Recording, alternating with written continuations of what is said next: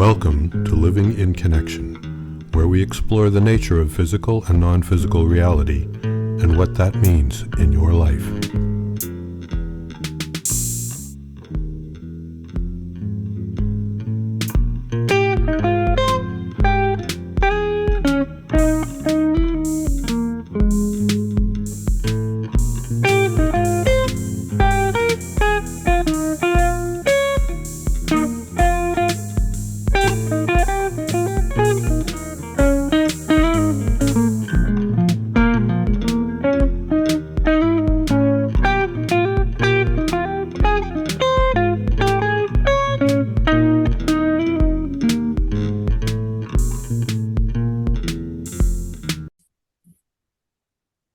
Well, hello and welcome again. I'm Dirk Dunning, and I have with me Frank DeMarco and a guest today, Peter Grazier, who's a dear friend of ours.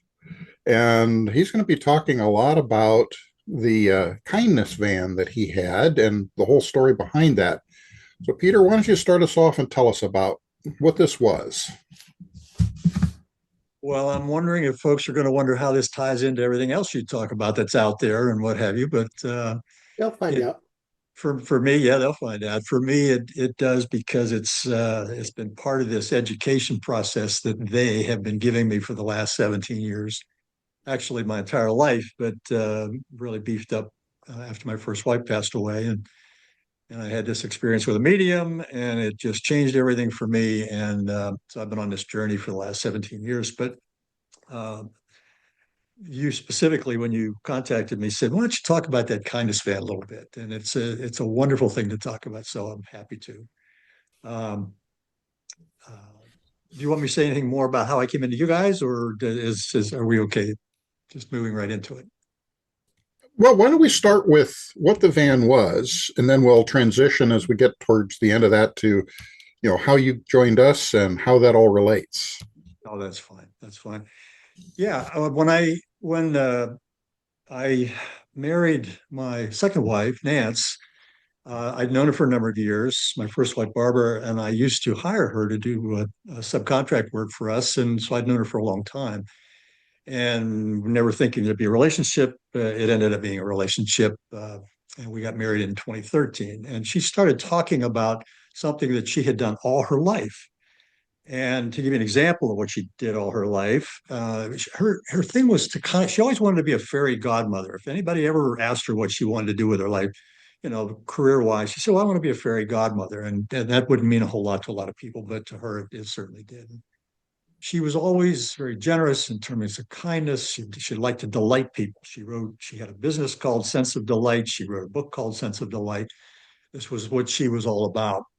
And to give an example of getting closer into the kindness, when I started dating her and I came to San Francisco the first few times, one time we went down to the city for a show, and I'm parking my car, and she had jumped out of the car and gone over to the attendant and asked the attendant if he'd like a cup of coffee or a latte or something. And of course, he was delighted by that, and he says, "Yeah." So she ran around the corner, parked the car, and got him a latte and brought it back. And it was one of those things that, even though I had been on the receiving end of that a few times over the years that I'd known her, it was an interesting thing just to see in terms of spontaneity and kindness and delighting somebody in the moment. And um, and then not long after that, she had told me that one of the things she wanted to do, now that we were both basically retired, was to do more of that. And I call it a kindness program, but I don't like the word program so much because that formalizes it way too much. As a matter of fact, my tendency to take my in my life was to take anything and just make it better and better, maybe even turn it into a program as such. And I didn't want to do that in retirement. I was afraid that my tendency was going to suck me into that. So um, again, another long story short, but basically I had an inspiration from my previous wife who kept in contact with me after she died, another subject. Uh, and she very dramatically told me through another person that, "Don't worry about this. Just walk into it. You're going to enjoy it. Don't worry Mhm. about this thing escalating into this program there, and maybe even a business, God forbid, in retirement." So, uh, so we did. we walked into that, and how are we going to do this? And that was the question. Are we going to have a little booth that, we can make up and set up on a street corner somewhere in the city or whatever and do kindness acts? Yeah, that didn't work so well. So anyway, we ended up with this idea of a van. And we started looking we wanted an old cute van, and they don't come any cuter than Volkswagen Vanagons from 25-year-old Vanagons. So we started looking for that. One night I went online and I found one in Michigan and one in Florida and one in Southern California. And I said, this is bad. We're in California at the time, in San Francisco. She goes on the line the next morning and she finds 3 within 10 miles of us. I know this is her. This is her life. So we checked all 3 of them out, but the one we really liked was basically white. And we wanted that because we were going to paint kind of slogans all over it in different colors. And we went to see the couple. It was an older couple who didn't need it anymore. They had taken care of it and had used it, but we were in our 60s. I was in my 60s at that time, and they were actually older than me, believe it or not. And when they found out what we wanted it for, they lowered the price and paid for any repairs that needed to be done. And so that's a first indication that something's going on here. Who does that? So we got this van. It was in good shape. We improved it even more, and then started painting slogans on it, kind of slogans. And it could be anything. It could be a quote from Gandhi or the Dalai Lama or Thich Nhat Hanh, any of the great spiritual teachers, for example. But just other things, something that we've had, a cliche or something we put on. We put on anything on that. And then we'd have it on the street and somebody walked by and they say, well, I have a kind of slogan. And we say, well, here's our paints. Go to it, and they would paint their kind of slogan on it. And then so we heard about a school, where a middle school where the children were doing a kindness program. I called the teacher and she says, oh my God, yes, bring this over. Took that over and the kids came out of class and they started painting on it. And so anyway, we ended up with this van with about 100 kind of slogans on just about every inch you could imagine. And it was beautiful, but it just radiated. There wasn't anything but kindness on it. There were no kind of protest messages or anything like that, just kind of stuff. And we tried to keep it just light. And boy, did that change everything. The kindest acts that we were trying to do, for example, we bought 2 what are called Cambro, Cambro. It's a name. It's like a military style liquid container. It holds about 80 cups of coffee or whatever you want to put in it. And we would fill 2 of those up with hot chocolate. Then we'd go to Costco and get the hot chocolate and bottles of whipped cream and things like this. And then we'd drive around on a typical maybe San Francisco or Marin County cool morning. And if we saw a group of people standing on a corner or some workers standing outside Home Depot, perhaps looking for some work for the day, we just drive up, open it up and start passing out coffee or whatever we had with us. And people were just, they were just delighted with that. Who isn't going to pass up something like that, that's just offered. We went down one time. There was a news crew that was following us as we got into this, and people heard about this thing. And the news crew followed us downtown San Francisco. We were passing out lunches. We put a sandwich board out. And we said free lunches, giving out to anybody. This wasn't just for homeless people or people in need, but anybody that wanted lunch. And there were people came up, and you could hear them because we all had microphones on us from the news crew. And they said, "Who do you represent? Who are you with? What are you trying to sell? What are you, No, you're missing the whole point. It's here, have a free lunch." And it was so interesting to watch the reactions because people are not used to having something given to them just for the sheer act of giving it to them. Yeah. And then, you have any questions along those lines? Well, this is probably a good point that we can show some of the pictures of the van. Oh, okay, go for it. That's a picture's worth 1,000 more words. Yep. But there it is. This is a postcard. I didn't talk about the postcard, but well into this, people were taking pictures. I would be driving up 101, which is a 6-lane highway, and people would take their cars all around me on each side in the back of the van and be photographing the doggone thing. So we had a postcard made up, and on the back of the postcard, we had some suggestions on how to do kindness. We also put up a website so that we could blog about it and just talk about the different stories and things that we were doing to give people ideas of what we were doing there. So again, we weren't selling anything. We were just merely communicating what we were doing, and we got a lot of people interested in just reading that. But you can see if you go to one of the other pictures of the van, where you can zoom in a little bit closer, you can. Here's the other side of the van. Uh, just everywhere. I mean, just everywhere. And I would. I mean, this was a game changer for me because I would. I was having so much fun driving this thing that I eventually just got rid of my SUV. I had a very nice SUV. I just got rid of it because I wanted to drive the van. I mean, if you can imagine just a normal thing going to the grocery store, to the hardware store, and coming out back out of the store and seeing people standing around your van reading it. They're reading your van. And I would leave it, the windows open and things like that. And people would leave gifts. They'd leave gifts on the seat. They'd leave money on the seat, things under the windshield wipers for us. It just took on a life of its own. And what got me was how people were just taken by this thing that just uplifted their day. It was changing me. At first, and I'll back up just a little bit because we talk about filters and robots and our belief systems. The filters, I call them filters because they stack up on us from the day we're born. And when we first started this, and when Nance first told me that she wanted to really escalate this process from just the occasional, we actually talked about how much money we were going to budget each month for this because, it cost some money and we were retired on a fixed income. I initially had some resistance to that. And I was feeling this resistance inside, and I didn't quite understand that. And then I realized, well, look, Peter, you're kind of retired for the first time in your life. Your whole life you've spent accumulating. Everything was accumulating and protection and preparing for the future, preparing for your retirement. So you're accumulating. And now you're just going to start giving it all away. What's that mean?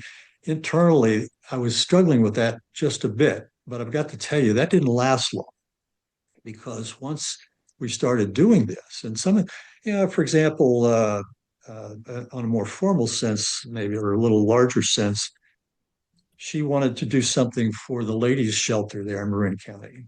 This was a shelter that would house about 12 women who were trying to escape abuse in some way. And although we didn't get, we weren't meeting the people themselves. We talked to the people who were running it, the managers and such, and they said, "Yeah, we'd love to have you do something." So we put together these really nice packages of gifts that were suggested to us by the folks and wrapped them up and as gifts, really pretty gifts and things. And we just took that whole bunch of stuff over there and gave it to the management so they could give it to the women. That was one. We'd buy roses and go into a hospital, and we'd ask the nurses, who are people that don't have visitors? And then we would go into those rooms and we would take flowers to them and things like that.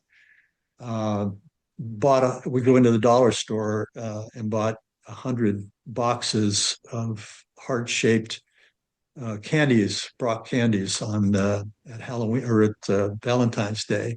And then we just drive around the neighborhood, pull over the sidewalk, and anybody that's close just start passing out boxes of Valentine candy. And it was just, I mean, you have to know Nance. She's a little crazy about some things, but we'd go to a bus stop and the bus would pull up and she'd jump on and tell the bus driver, "Hey, it's National Be Kind to Bus Drivers Day," and we'd start passing out candy and stuff on the bus, and the bus driver just getting a big kick out of this, having a good time.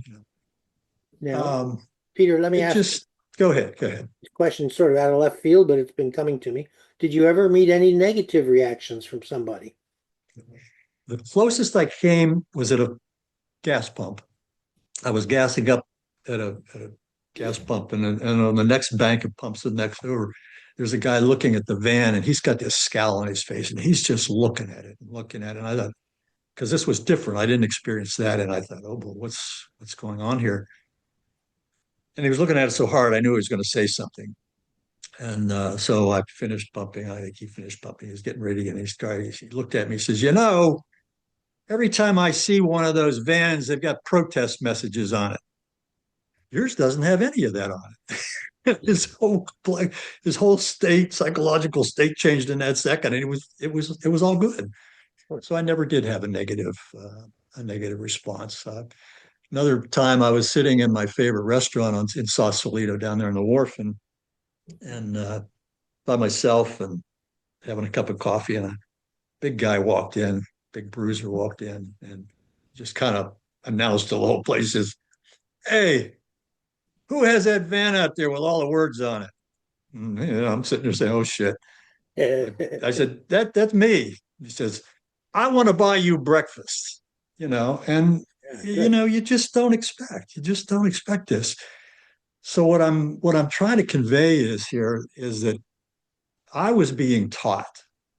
I think I've been on a real education process since my first wife passed away. I think the universe has provided me ample opportunities to learn about life, taking what I knew already and just continually moving it up. And it's like joining you all about 3 years ago. It just continues to go that way. But this was a huge lesson for me that, first of all, people need to hear this. Most people don't. A woman was standing outside the van with her 10-year-old child, and she was reading. They were reading it together, and she said, "This is what we're going to do when we get home."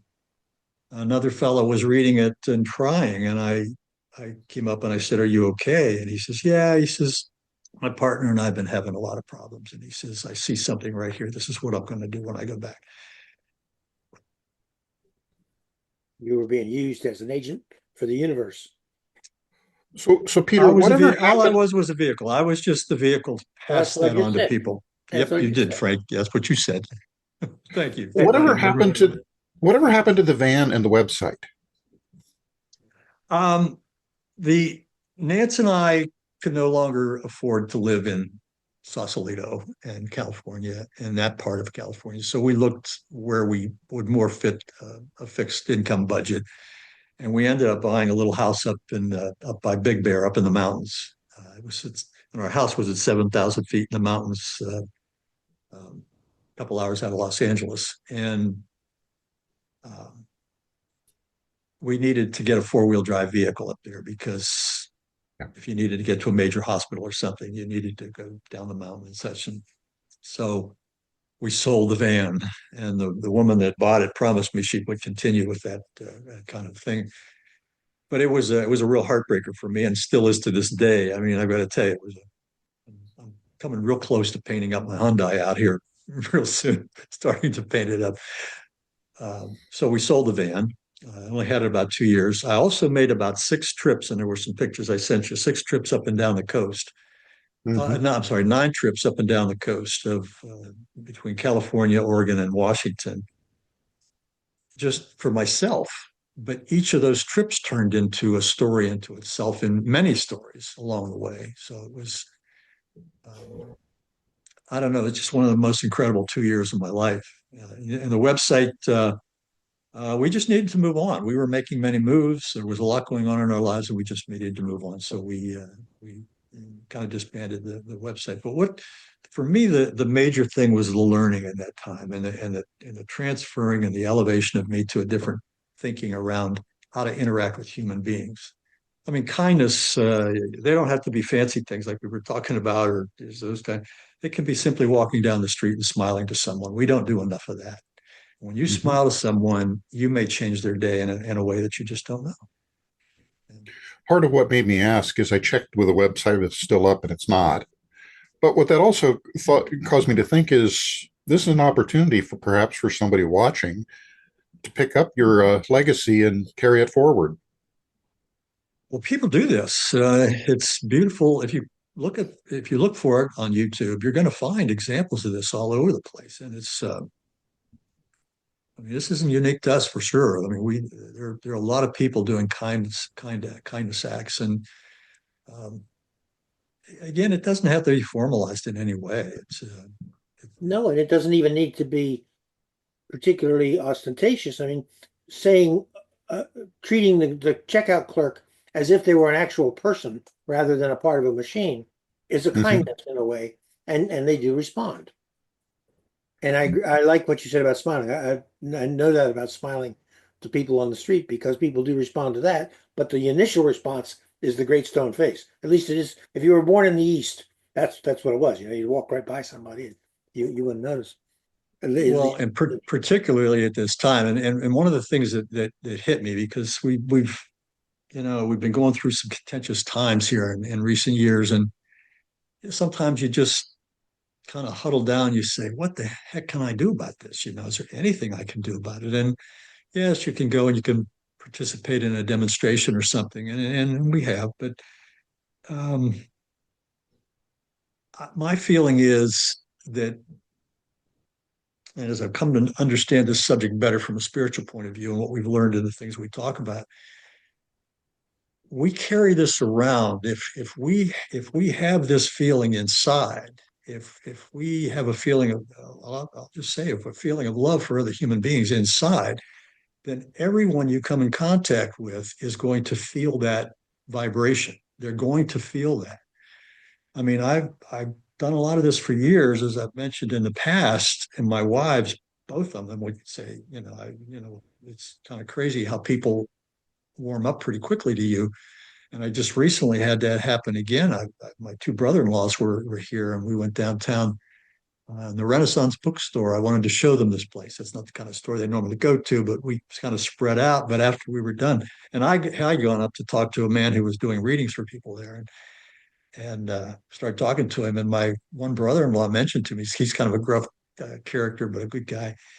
He says, I was watching you over there. He says, I just don't get it. You start talking to somebody, and within 30 seconds, you two look like you're best friends, and you've been, doing this for years. And I said, well, it's just the attitude that you carry toward people.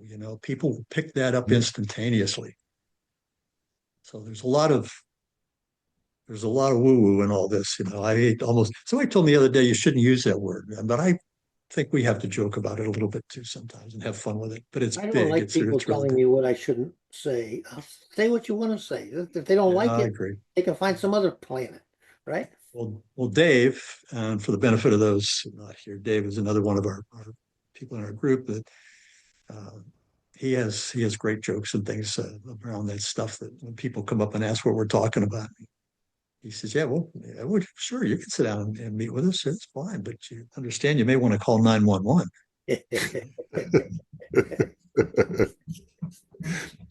So that's a good transition. How did you end up meeting us?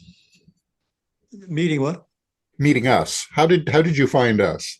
Well, Dave and I have been meeting since probably about the middle of COVID, or no, right at the beginning of COVID. We met at another place in a group of 12 people that were talking about general subjects, 12 men. And then that morphed down to a group of 4 that wanted to spend more time on creativity. And those 2 guys came to blows somewhere in that process. And Dave and I were already talking because every time we'd bring up, the afterlife or what's in the non-physical, the kinds of things we talk about in Monroe and through Monroe and what have you.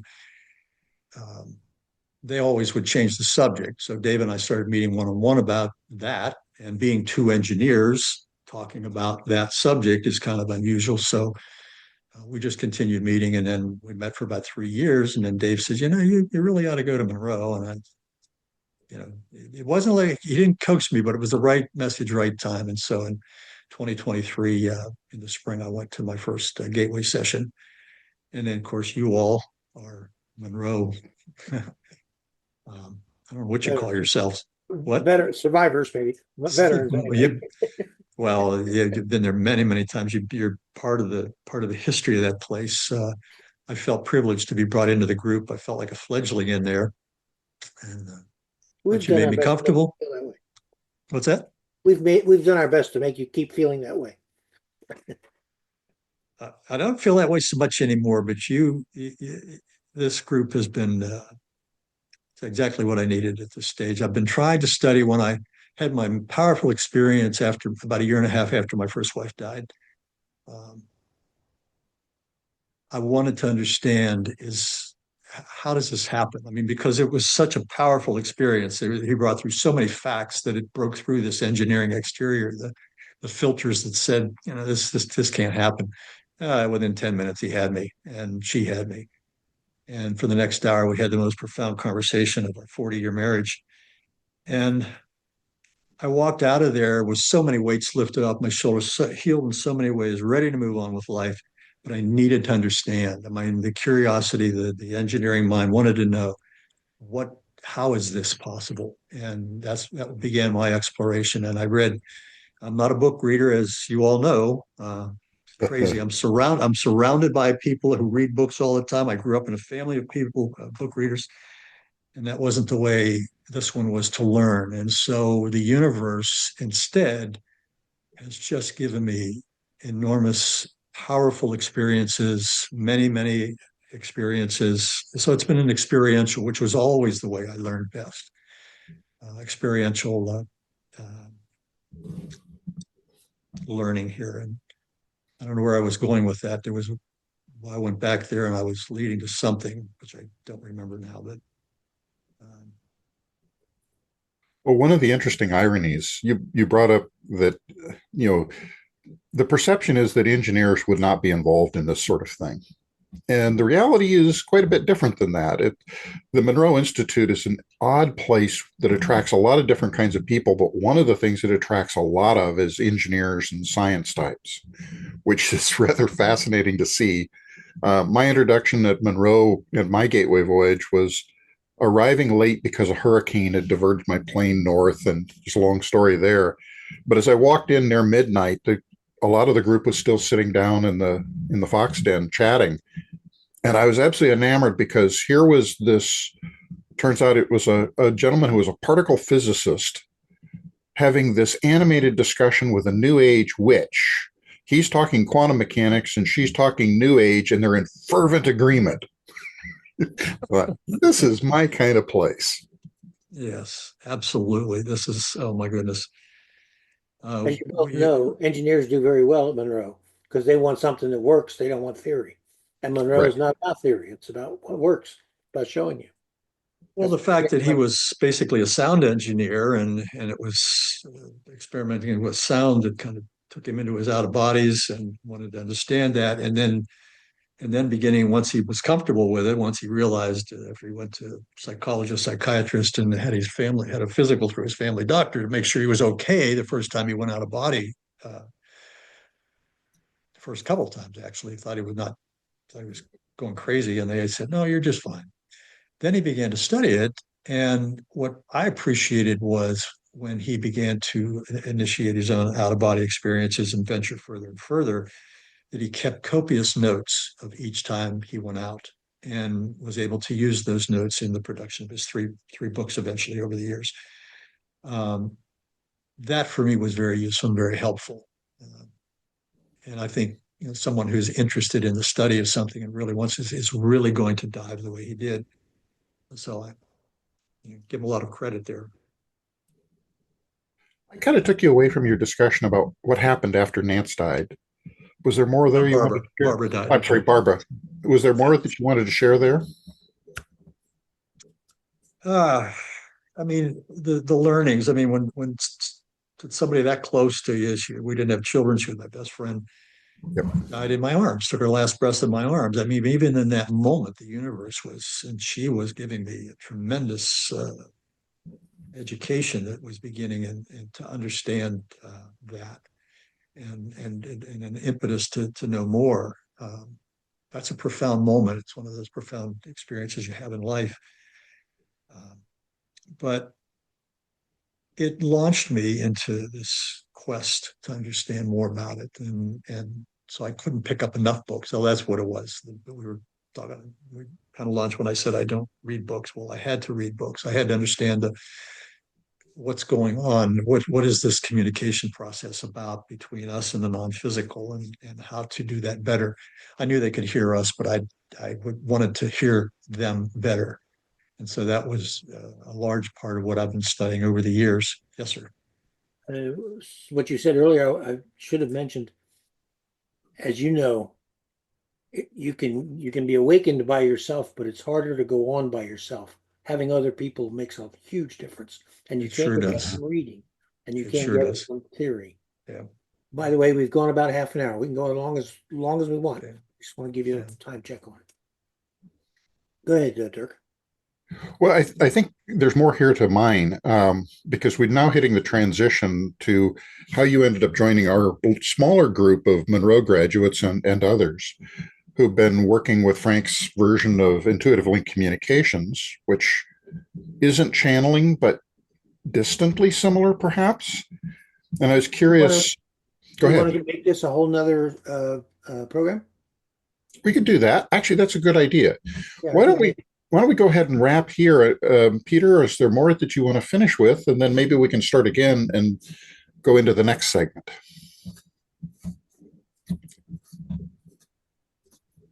There's so much. There's so much. It's I met with somebody last Friday and we started talking. We had coffee, and 4.5 hours later we finished our conversation. We didn't finish the conversation. We stopped after 4.5 hours. I mean, there's so much here, and I think that's one of the beauties of being with this group. I added it up the other day. I think there's well over 1,000 years of experience just in this group alone, just these topics. And so everybody's got stories and everybody's got experiences. And I think that's the sharing is where the huge learning comes from, and expansion. I tell people that I've learned this much. I know this much. I know this much. I believe this much.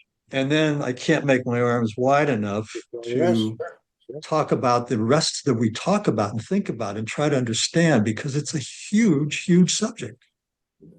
Well, let's pursue that huge subject in another time. All right. Indeed.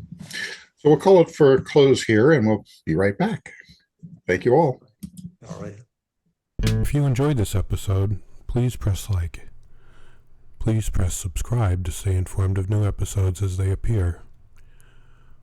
We would love to hear from you in the comments section below, and we wish you the very best in connecting with your own guidance.